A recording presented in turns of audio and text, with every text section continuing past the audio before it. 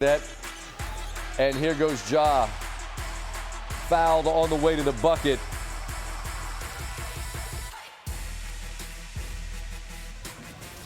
I guard you though. Yeah, come on. Yeah, Come you on. know right here. Come on. You know I don't go nowhere. Come on. You know I don't go nowhere. You know that. You know that. All right. Anthony Davis and Ja having a conversation about the evening. You're not going anywhere, neither am I. Off the miss. Eyeballing the rim. Yeah, how high does he get? Literally head high to the rim. Outrageous. And the building's going nuts as the Grizzlies are rolling. They're up 22. Ja here, the lead for Aldama. That's a three-point shooter. And Aldama's got some hops too. Morant had 16 in the first half. 15, 5, and 5. 3 steals in a single half for the first time in his NBA career. It's all Grizzlies. But this is a league where you get 48 minutes. And Davis hits the three, and it's a 10-point game. Little woo-woo-woo outlet. Davis, knee and back and everything was hurting him, but he continued to try to will his team back in this game. But the hill to climb was just too much. Jaren Jackson Jr., who nailed a three to start the game, hits another three there, and the Grizzlies' lead is only growing. And here, just showing out and having fun, Conchar off glass. Jackson drops it down. Timeout, Dallas. But they got all offseason to talk about it. They are done. And Memphis gets ready to take on OKC. The reward for Memphis? Well, they're going to take on a Thunder team who has won 9 straight against them going back 3 seasons. This is the 4th time they met in the postseason. 2 of the previous 3 have gone 7 games. If Memphis were to knock off the 1 seed, they'd be the first franchise in the history of the NBA to advance past the first round multiple times as an 8 seed. In 2011, Zach Randolph and the Grindhouse Grizzlies knocked off the top-seeded Spurs in 6 games. It is going to be quite a challenge. This Thunder team, one of the most dominant statistically in the history of the league. Best points per game differential of all time. They're the betting favorites to win the title on ESPN Bet. As for Dallas, that's a wrap on a season which was impacted significantly by injury, yes, but obviously is going to be remembered for a long, long time for a trade in early February which changed the face of that team and in a lot of ways the league. Dallas did beat Sacramento in the 9-10 game. The Kings moved on from their GM immediately after. Meanwhile, Dallas's embattled GM, Nico Harrison, still has his job. He doubled, then tripled down on the Luka trade in a closed-door meeting with the media prior to the play-in, saying defense wins championships. The Mavs played for a championship last season. They don't qualify for the playoffs this year. And in a loaded West, how do they get back to being close to the championship again anytime soon?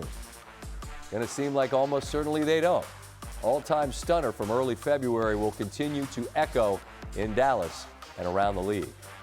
Tim Legler standing by to join us from Memphis. And Tim, I want to just start with the beginning and the group that Memphis started the game with. They've got options, and it's about matchups. And Edey's out there. There's a lot of question when he was at Purdue. Can he play in the league? He got another double-double, and I'm not saying he was the guy, but I'm just curious that the grouping they started the game with, because you made mention of it, how significant was that in the start they got out to? Yeah, listen, I thought Zach Edey was the unsung factor in this game. And this is back-to-back games, really. He had 14 points, 17 boards against Golden State the other night. Struggled a little bit offensively in the fourth quarter of that game. But I thought his size and presence in the paint against a team this big was so important to allow Jaren Jackson Jr. to be more versatile out on the perimeter defensively. Dallas had very little opportunity on the offensive glass. They didn't get much at all really around the rim despite all of that size. So I thought Edey was a factor. But look, the main factor in this game was the pace that the Grizzlies started this game with. Converting turnovers into the open floor to transition, living downhill off penetration. And that's really what got this crowd into the game, created the environment. You saw Memphis impose their style of play. That's what the question was for me going into the game. Which team could do that? Memphis clearly did. #1 in the league in pace, and you saw all of that in the first half. For sure. And look, that's an electric building, and Josh said that they fuel them, they jump them early, score the first 7, they're off to the races, make a bunch of threes. And the same way that Dallas, in a way, won that game with Sacramento with that 44-point second quarter, it felt like the 39-point first quarter created a hill that Dallas just was not going to be able to have the energy to overcome. The matchup that they now face in OKC, this is not an 8-seed Grizzly team. They spent most of the year in the top 4 in the West. I mean, they were separated, obviously, by just a couple games between basically 2nd, 3rd, and then all the way down to 8th. What's your first thought on what kind of problems Memphis can present to a really, really good OKC team? Well, first, I agree completely. I think that's a good way to sum up this Grizzly team. They're not a typical 8 seed. This was a team that at one point was a 2 seed, spent almost the entire year in the top 4 until that late season slide cost them, and they forced themselves into this position. A lot of talent, star-level talent at the point guard position. Desmond Bane is a problem at the 2. They've got a big that's an all-star in Jaren Jackson, who's a defensive force. They've got a lot of depth on this team as well. But, Scott, here's the one thing that they're going to run into. First of all, a team that has given them massive problems over the last couple of seasons. But more importantly, a team in the Thunder that's #1 in the league at preventing points in transition. Oklahoma City changes ends on the floor better than any team in this league, and they get back and force you to play against their half-court defense, which, by the way, is also #1. Defending the 3, defending the paint, and then converting turnovers into points at the highest rate. So you're talking about a buzzsaw defensively that Memphis is going to run into. They have enough talent on any given night, Scott, to beat anybody in this league in a particular game.